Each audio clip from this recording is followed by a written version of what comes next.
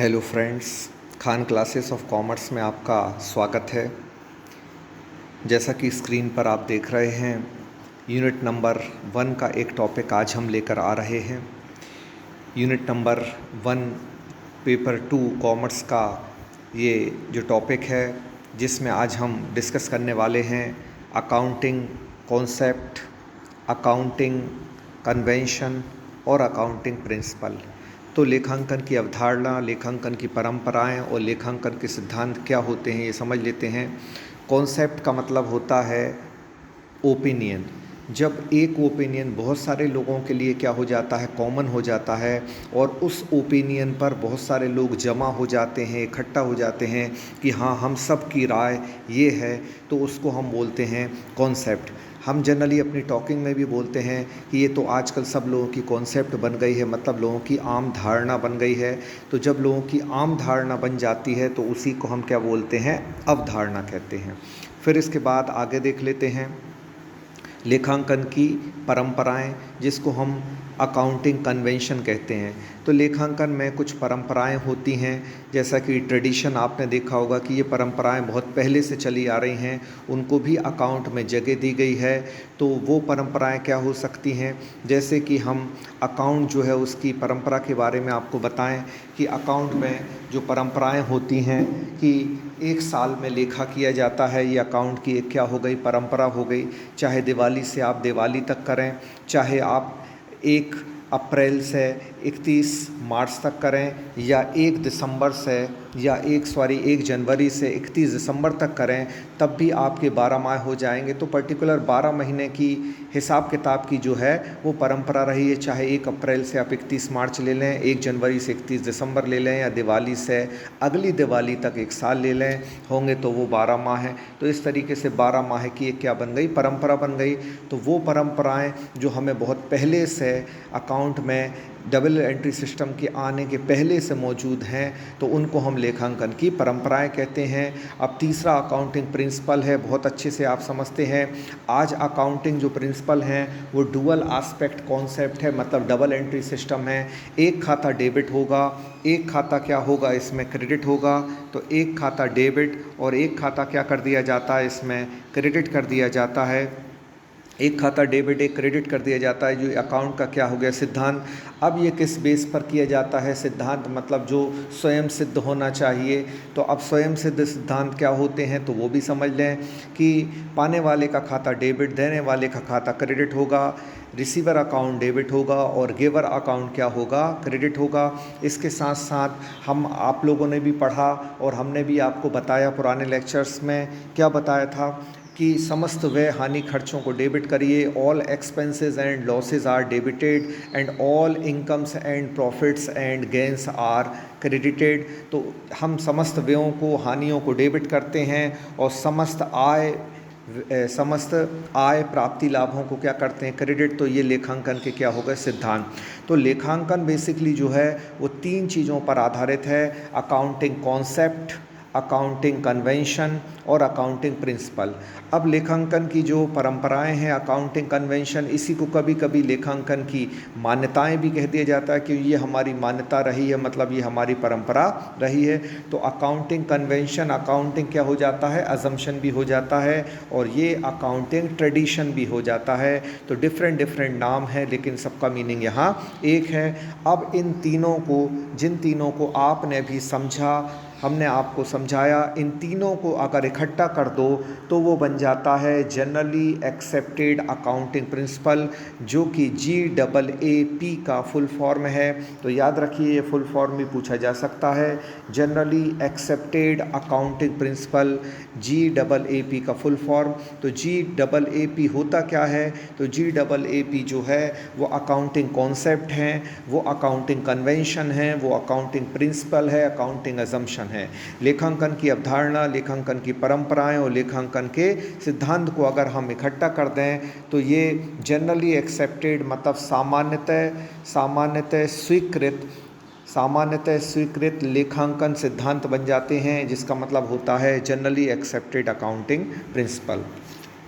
इसके बारे में हमने अपने पेड ग्रुप में एक बहुत ही डिटेल में वीडियो बनाया है, जिसमें अकाउंट की सारी कॉन्सेप्ट को हमने डिटेल में डिस्कस किया है कि कौन सी अकाउंट की कॉन्सेप्ट है, कौन सी अकाउंट की कन्वेंशन है। उसके लिए आप हमारे पेड कोर्स को ज्वाइन करिए।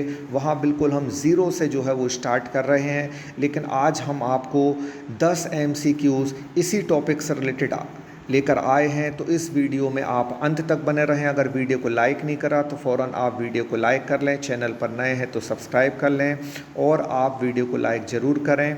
चलिए हम आगे बढ़ते हैं। अब देखते हैं आगे क्या MCQs आपको दिए गए हैं। तो 10 MCQs बहुत ही इम्पोर्टेंट आपके लिए होने वाले हैं। तो देखते हैं सबसे पहले इसमें क्या दिया गया है। पहला जो आप देख रहे हैं, इसमें पहला क्वेश्चन है, लाभ की आशा ना करें और सभी संभव हानियों के लिए प्रावधान करें।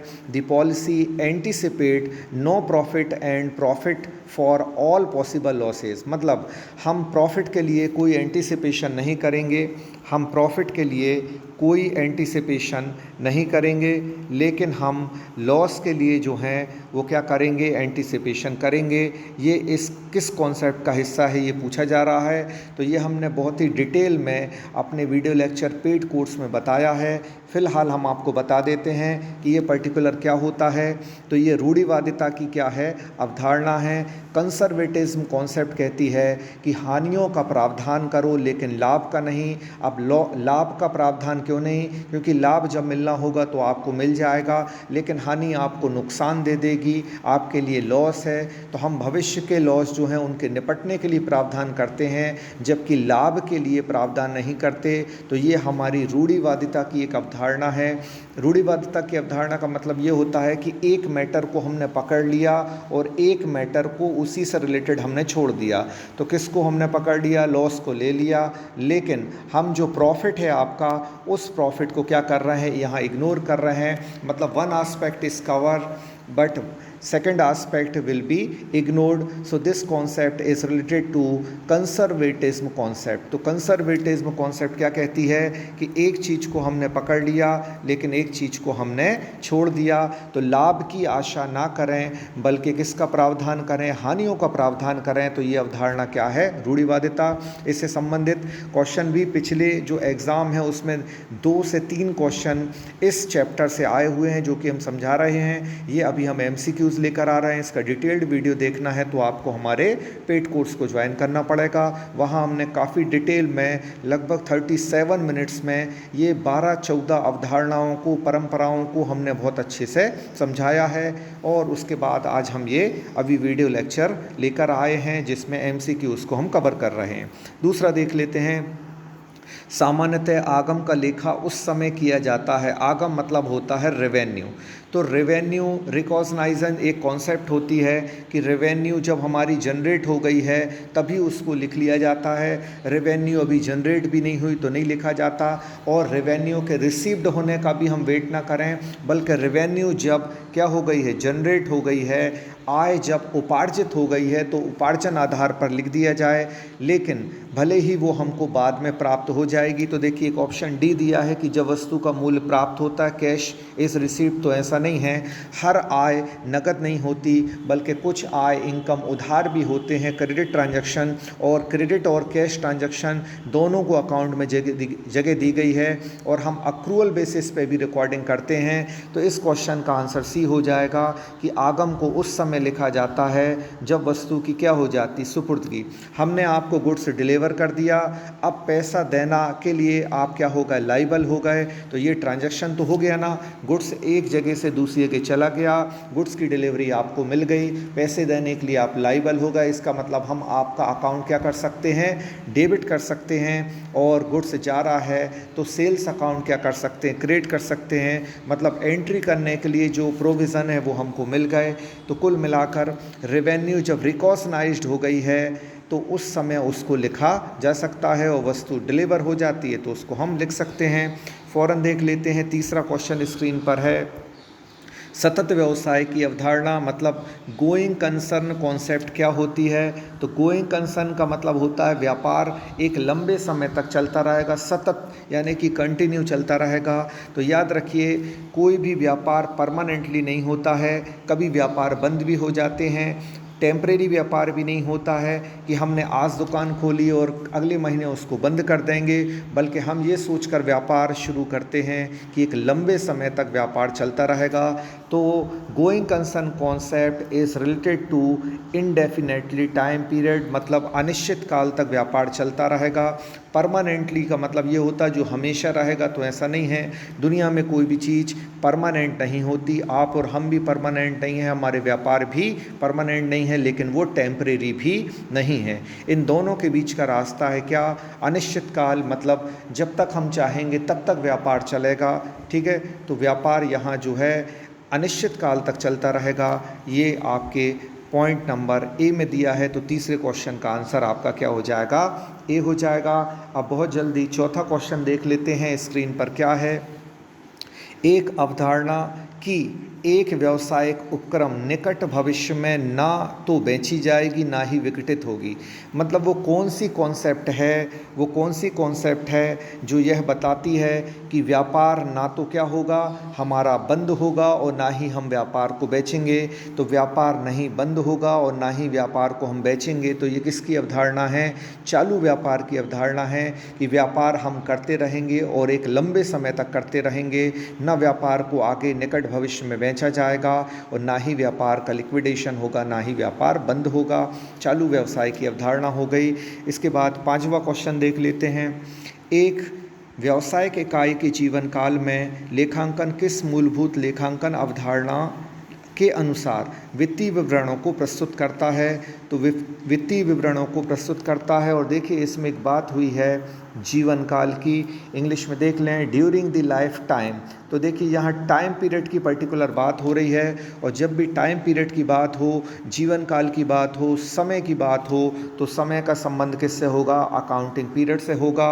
इसलिए इस क्वेश्चन का आंसर सी हो जाएगा, जो कि आप देख रहे हैं लेखांकन पीरियड। अभी हमने आपको समझाया था अकाउंटिंग पीरियड 12 महीने होगा, चाहे वो 1 अप्रैल से 31 मार्च ले लें, या 1 जनवरी से 31 दिसंबर ले लें, या दिवाली टू दिवाली ले लें। वन जो टाइम पीरियड है उसी टाइम पीरियड में लेखे रखे जाते हैं। अकाउंटिंग सिस्टम को उन 12 महीनों के लिए मैनेज किया जाता है, ताकि हम पिछले 12 महीनों की तुलना अगर अगले 12 महीनों के आंकड़ों से करें कि हमने व्यापार में लाभ कमाया, लाभ में वृद्धि हुई कि लाभ में कमी हुई, व्यापार की वित्तीय स्थिति जो है फाइनेंशियल पोजीशन हमारी पिछले साल के मुकाबले स्ट्रांग हुई कि वीक हुई। ये सारे एनालिसिस जो हैं वो 1 साल के अंतराल में होते हैं। देख लेते हैं अब आगे अगला आपके लिए क्वेश्चन क्या होगा। तो पांचवें क्वेश्चन का आंसर क्या हो गया? सी हो गया। अब देख लेते हैं कि छठवां क्वेश्चन स्क्रीन पर है। प्राथमिक गुण जो लेखांकन सूचनाओं को निर्णय लेने में उपयोगी बनाते हैं वो क्या होते हैं? तो निर्णय लेने में मतलब निर्णयन, जिसको हम बोलते हैं डिसीजन मेकिंग।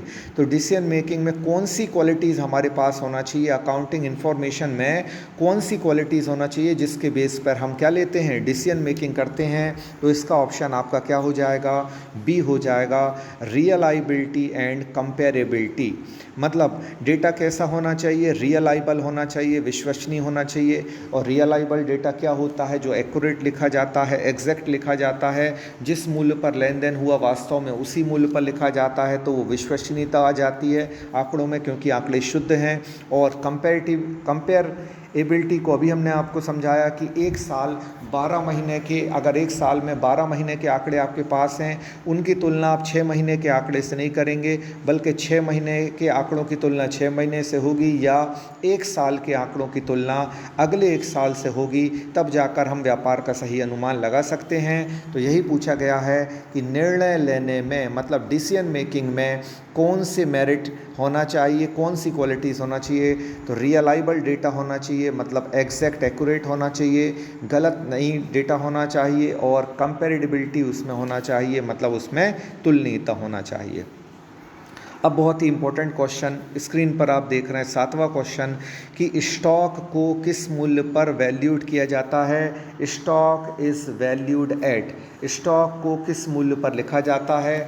तो ये क्वेश्चन जो है काफ़ी बार एग्ज़ाम में पूछा गया है और इस बार भी ये क्वेश्चन इस एग्ज़ाम के लिए बहुत इंपॉर्टेंट हो जाता है। तो लागत मूल्य या बाज़ार मूल्य दोनों में जो कम हो, विच एवर इज़ लेस, उस मूल्य पर इसको लिखा जाता है। तो स्टॉक आपको पता होगा, एक ओपनिंग स्टॉक होता है, एक closing stock. Opening stock trading account के हम डेबिट में लिखते हैं, जबकि क्लोजिंग स्टॉक को ट्रेडिंग अकाउंट के ही क्रेडिट में लिखा जाता है। तो ओपनिंग स्टॉक क्या होता है, वर्ष के शुरू में पिछले साल का बिना बिका माल, जो पिछले साल का क्लोजिंग स्टॉक है, इस साल का क्या बन जाता है, ओपनिंग स्टॉक। और ओपनिंग स्टॉक को ओपनिंग एंट्रीज में हम डेबिट में लिख देते हैं और साल के अंत में जो बचता है क्लोजिंग स्टॉक, वो एडजस्टमेंट में दिया रहता है, जिसका लेखा आप फाइनल अकाउंट में 2 बार करते हैं। फिलहाल ये क्वेश्चन में कहा जा रहा है कि स्टॉक को किस मूल्य पर लिखा जाता है। तो लागत मूल्य या बाजार मूल्य जो दोनों में कम हो, मतलब कॉस्ट प्राइस और market price, whichever is less, इन दोनों में जो भी कम मूल्य हो उस पर लिखा जाता है। अब एक बहुत ही इम्पॉर्टेंट फैक्ट हम आपको बता रहे हैं कि 2 मूल्य हैं, एक है कॉस्ट प्राइस और दूसरा है मार्केट वैल्यू, मतलब बाज़ार मूल्य। इन दोनों में से जो भी कम होता है उस कम मूल्य पर हम क्यों लिखते हैं। तो यहाँ भी एक कॉन्सेप्ट अकाउंट की अप्लाई हो रही है। इससे रिलेटेड क्वेश्चन यहाँ इंटरनली बनते हैं, तो इसको समझ लें। तो क्या बनेगा, यहाँ कौन सी कॉन्सेप्ट है, कंसर्वेटिज्म कॉन्सेप्ट आपकी यहाँ अप्लाई हो रही है, मतलब रूढ़िवादिता की अवधारणा, रूढ़िवादिता की अवधारणा यहाँ लागू हो रही है। कंसर्वेटिज्म कॉन्सेप्ट आज के पहले क्वेश्चन में हमने आपको बताया था, क्या बताया था कि लाभ जो है उसका एंटिसिपेशन ना करो, प्रॉफिट का एंटिसिपेशन नहीं होगा, बल्कि एंटिसिपेशन किसका होगा, लॉस का। मतलब लॉस का प्रोविज़न बनाया जाए, हानि का संचय किया जाए, हानि के लिए प्रावधान बनाया जाए, लेकिन लाभ का नहीं। ये किस में है, रूढ़िवादिता में है। उसी कॉन्सेप्ट पर ये जो हम लिखते हैं कॉस्ट प्राइस और मार्केट प्राइस, इन दोनों में से जो कम है वो लिखा जाता है। अगर मूल्य बाजार मूल्य बढ़ गया है तो बढ़ते हुए मूल्य पर नहीं लिखते, अगर बढ़ते हुए मूल्य पर लिखते तो वो हमारा लाभ हो जाता। और रूढ़िवादिता अवधारणा कहती है कि लाभ पर विचार ना करिए बल्कि हानि पर विचार करिए। तो कॉस्ट प्राइस और मार्केट प्राइस में अगर जो कम है वो लिखा जाएगा। फॉर एग्ज़ाम्पल हमने 10,000 का माल ख़रीदा, अब वो मार्केट में कम होकर 9,000 का हो गया, तो हम 9,000 पे लेखा करें। 1,000 का जो लॉस है हमने उसका क्या कर दिया, एंटिसिपेशन। और रूढ़िवादिता अवधारणा, कंसर्वेटिव कॉन्सेप्ट ये बोलती है कि लॉस का एंटिसिपेशन हो लेकिन प्रॉफिट का एंटिसिपेशन नहीं होना चाहिए। तो आई होप ये कॉन्सेप्ट आपको बहुत अच्छे समझ में आ गई होगी। ऐसे हर कॉन्सेप्ट का बिल्कुल क्लैरिफिकेशन जो है वो हम लेकर आए हैं अपने पेड ग्रुप में। और पेड जो हमारे कोर्स हैं उसके बारे में आप जान लें, हमको फ़ोन लगाएं, कॉल करें, और किस तरह हम 3 मोड में आपका पूरा सिलेबस कवर करा रहे हैं। तो आई होप कि ये कॉन्सेप्ट आपको बहुत ही अच्छी समझ में आ गई होगी। चलिए इस सीरीज़ के अगले 3 क्वेश्चन और हैं, उनको देख लेते हैं कि इस सीरीज़ के अगले 3 क्वेश्चन और क्या हैं। अब स्क्रीन पर आप देख रहे हैं, बहुत ही इम्पोर्टेंट क्वेश्चन है ये भी, 8वां, कि बट्टे पर प्रावधान बनाया जाता है। इस क्वेश्चन के आंसर में 90% स्टूडेंट 90% स्टूडेंट धोखा खा जाते हैं और वो पहला ऑप्शन ए टिक करके आ जाते हैं, जबकि अकेला ए आंसर नहीं है। यहाँ ए और बी दोनों कॉन्सेप्ट अप्लाई होंगी, तो अल्टीमेटली आपका आंसर क्या होने वाला है, सी। इसको समझ लें, provision is made for discount, है ना। Provision is made for discount मतलब बट्टे पर जो प्रावधान किया जाता है वो किस कॉन्सेप्ट के अंतर्गत किया जाता है। तो बट्टा किस पर दिया जाता है, देनदारों पर दिया जाता है। ये एक लॉस है और लॉस का हम क्या कर रहे हैं, एंटिसिपेशन। तो कौन कहता है लॉस का एंटिसिपेशन करो, प्रॉफिट का ना करो, ये कौन सी कॉन्सेप्ट कहती है, कंसर्वेटिज्म अभी बताया। और इसमें मैचिंग कॉन्सेप्ट भी आ रही है। कैसे मैचिंग कॉन्सेप्ट आ रही है, आप जब फाइनल अकाउंट बनाते हैं तो डेटर्स बैलेंस शीट में लिखते हैं, बोलिए लिखते हैं असेट्स में, बैलेंस शीट में आप क्या लिखते हैं, डेटर्स लिखते हैं, और जब डेटर्स यानी कि देनदार लिखा जाता है तो उनमें से BDR यानी कि बैड डेब्ट रिजर्व, जिसको डूबत ऋण संचय कहते हैं, वो घटाते हैं। बोलिए, याद आया आप लोगों को पिछला जो पढ़ा था आपने? देनदारों में से डूबत ऋण संचय घटा दिया जाता है। देनदार कौन होते हैं? जिन्हें उधार माल बेचा है। और BDR क्या होता है? उधार माल बेचने पर जो हानि हो सकती है उसके लिए हम संचय बनाते हैं। तो देनदारों का मैचिंग हमने किससे किया? BDR। और जो नेट डेटर्स मिले उनको लिखा जाता है कहाँ? बैलेंस शीट में। इस तरीके से ये मैचिंग कॉन्सेप्ट भी है। तो अब बताइए आपका आंसर क्या हो जाएगा? आपका आंसर हो जाएगा C, क्योंकि इसमें मैचिंग कॉन्सेप्ट भी अप्लाई है और रूढ़िवादिता भी अप्लाई हो रही है। इन दोनों कॉन्सेप्ट जो हैं, इन दोनों कॉन्सेप्ट को प्रॉपर इसमें कंबाइंड तौर पर जो है वो यूज़ किया गया है, इसलिए आपका आंसर पर्टिकुलर क्या हो जाएगा? C हो जाएगा। अकेला A और अकेला B नहीं होगा। रूढ़िवादिता भी है और यहाँ मिलान भी है। अब देख लेते हैं GAAP का फुल फॉर्म क्या है। तो इसका फुल फॉर्म हमने शुरुआत में वीडियो में आपको बता दिया था, जनरली एक्सेप्टेड अकाउंटिंग प्रिंसिपल, जो कि आपको दिया गया है। Generally accepted accounting principle option number B में आपको दिया गया है। तो ये आपका आंसर हो जाएगा। और GAAP जो गैप है या गाप है, इसको हम क्या कहते हैं? तो ये वो स्वीकृत अवधारणाएं हैं जिनको आज लेखापालकों ने, अकाउंटेंट ने मान लिया है। इसमें accounting concept, accounting convention, accounting principle और अकाउंटिंग ट्रेडिशन, अकाउंटिंग अजम्पशन, ये सारी चीज़ें आती हैं। इस सीरीज़ का आखिरी क्वेश्चन देख लेते हैं कि एक व्यापारी द्वारा लेखांकन के किस स्वरूप को अपनाया जाता है? एक व्यापारी द्वारा लेखांकन के किस स्वरूप को अपनाया जाता है? Which form of accounting is adopted by a businessman. तो बिजनेसमैन किस अकाउंटिंग फॉर्म को अपनाता है? तो आप देख लें, यहाँ 4 ऑप्शन हैं: cost accounting, financial accounting, tax accounting और मैनेजमेंट अकाउंटिंग। अधिकतर लोग यहाँ भी धोखा खा जाते हैं और वो टैक्स अकाउंटिंग जो है वो लिख कर आ जाते हैं, जबकि टैक्स की अकाउंटिंग जो है वो व्यापारी टैक्स का लेखा करता है, टैक्स की अकाउंटिंग जनरली वो नहीं करता। सिर्फ यहाँ आंसर वित्तीय लेखांकन होगा। और इस फाइनेंशियल अकाउंटेंसी में ही हम किसको कंसीडर कर लेते हैं? टैक्स को कंसीडर कर लेते हैं। तो टैक्स को अलग से कंसीडर करने की आवश्यकता नहीं होती। तो व्यापारी जब अपना लेखा बनाता है, और कौन सा व्यापारी? जो माल को पहले खरीदता है, फिर माल को रीसेल करता है, बेचता है। तो परचेस करना, सेल करना, रीसेल करना, ये सब किससे रिलेटेड है? फाइनेंशियल अकाउंटेंसी से रिलेटेड है। कॉस्ट अकाउंट का संबंध किससे है? हमने प्रीवियस लेक्चर में बताया था कि जो मैन्युफैक्चरिंग यूनिट होती है वहाँ कॉस्ट अकाउंटिंग यूज़ होती है। टैक्स अकाउंटिंग जो है, यानी कि एक टैक्स लगाने से कितना लोगों पे फ़र्क पड़ेगा, तो ये जनरली जो है वो गवर्नमेंट का काम है। टैक्स अकाउंटिंग की ज़रूरत गवर्नमेंट को होती है। हम सिर्फ टैक्स अकाउंट को नॉमिनली यूज़ करते हैं, प्रोविज़न फॉर टैक्स अकाउंट बनाकर, या कितना टैक्स हमने एडवांस दिया और अब कितना देना है, इतना हिसाब किताब में रहता है।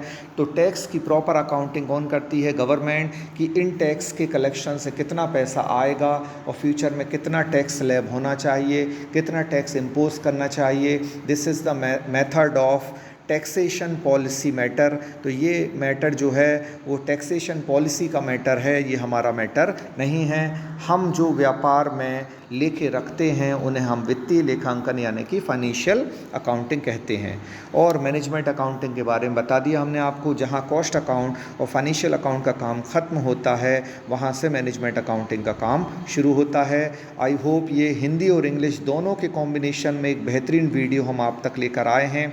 आप लोगों ने इसको पसंद किया होगा, क्योंकि बहुत ही इम्पोर्टेंट फैक्ट हम लेकर आए हैं। पिछले एग्ज़ाम में 2 से 3 क्वेश्चन इस कॉन्सेप्ट कन्वेंशन वाले चैप्टर से आए हैं। इस बार भी पूरी उम्मीद है कि फिर आएंगे, इसलिए आप इसको अच्छे से इस चैप्टर की स्टडी करें। और ये सारी कॉन्सेप्ट, सारे कन्वेंशन, अभी तो सिर्फ हम 10 क्वेश्चन लाए, ये सारी कॉन्सेप्ट कन्वेंशन 15 से 17 हो जाते हैं। तो इन सब के डिटेल्ड वीडियो जो है वो हमने अपने पेड ग्रुप में लोगों को प्रोवाइड किया है। तो आपसे यही उम्मीद है कि बहुत जल्द हमारे आप पेड कोर्स को ज्वाइन करें, क्योंकि डे बाय डे कोर्स आगे बढ़ रहा है और आप अपनी कॉन्सेप्ट में पीछे जा रहे हैं। इसलिए बहुत जल्द हमारे पेड ग्रुप जो है उसको ज्वाइन करें। पेड ग्रुप जो है उसको ज्वाइन करेंगे तो आपको हमारे इसी नोट्स के PDF फाइल मिलेंगे, MCQs मिलेंगे और 2 रिकॉर्डेड वीडियो 2-2 टॉपिक के आपको डेली मिलेंगे, जिससे 100 से 120 दिनों के बीच में आपका सिलेबस बहुत आसानी से हो जाएगा। इसलिए वीडियो को अभी तक आपने लाइक नहीं किया तो लाइक करें, इसको कमेंट करें वीडियो कैसा लगा और किन टॉपिक पर आप और वीडियो चाहते हैं वो भी हमें सजेस्ट करें। Thank you so much.